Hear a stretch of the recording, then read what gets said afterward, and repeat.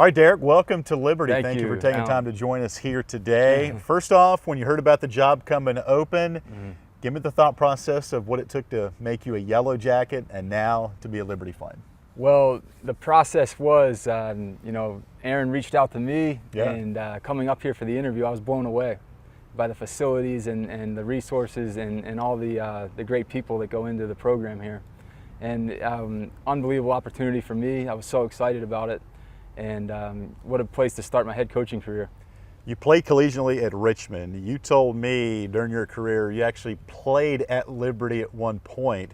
What do you remember about that trip here? And as you mentioned earlier, how this campus has done a complete 180. Yeah, it's hard to recognize it from when I came in 2003. And totally amazing facilities that they've added.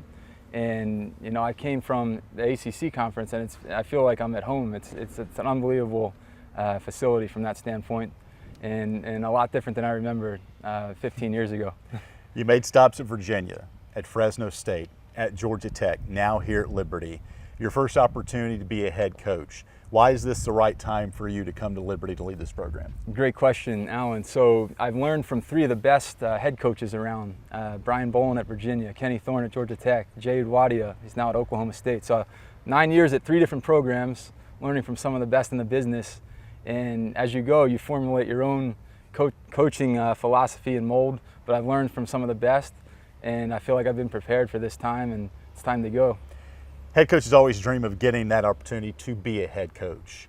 Now that it's a reality for you, again, it's only been a couple of weeks, but what has it been like? I know the competition's not there quite yet, but having that goal reach for you, a lot of work left to do, but having that moment of that phone call from Ian McCaw saying, you know what, Derek, you're our guy. Take me through those emotions. Oh, it was incredible. So the first thing I did was call my wife, of course, and she was on board, so supportive, and we're so excited to move to Virginia. For me, it's back to Virginia.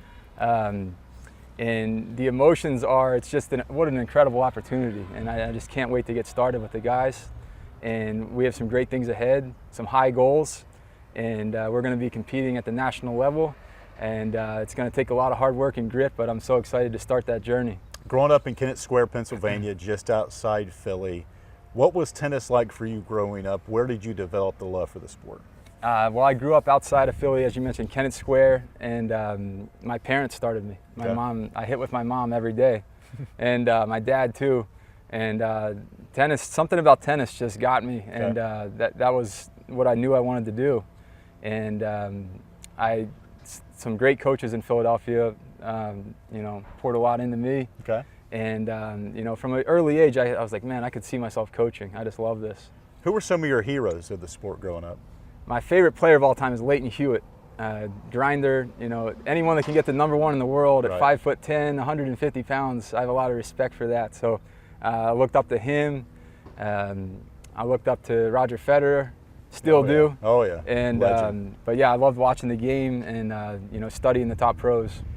You mentioned studying the pros, being tutored by some of the best coaches around. You've also traveled the world playing tennis. What are one or two things that you hope in the first couple of weeks with the players here to kind of press upon them because of the experiences you had in tennis? Great question. So I think #1, we have to have a culture of where we embrace hard work, we embrace the competition. And that to me, that is really fun, like laying it all out there on the line, giving your best. That's not easy, but to me, that's what's so cool about the game.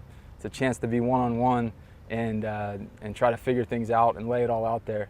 So the culture of competitiveness, responding to adversity, dealing with adversity, that's what it's all about for me, and that's what I'm excited to get these guys on board with. How about when this job came open and you're going through the process, some of your colleagues in your circle of guys and even women that you bounce ideas and get critiques about, what have they said about Liberty University and the tennis here? What are some of those positive vibes you got to let you and your wife know, hey, if I get this opportunity, we're going to jump on board? Yeah, so two of my most trusted mentors at Georgia Tech and UVA, they said it's a no-brainer for me for several reasons. That It's a program that wants to develop men as leaders and men of high integrity and character.